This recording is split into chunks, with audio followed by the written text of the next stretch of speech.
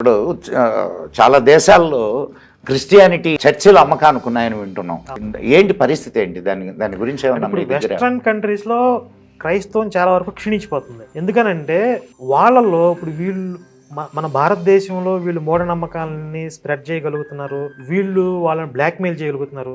కానీ western countries లో వాళ్ళు రెబల్స్, వాళ్ళు వీళ్ళకిలాగా భయపెడితే బ్లాక్మెయిల్కి గురయ్యేటటువంటి స్థితిలో వాళ్ళు లేరు.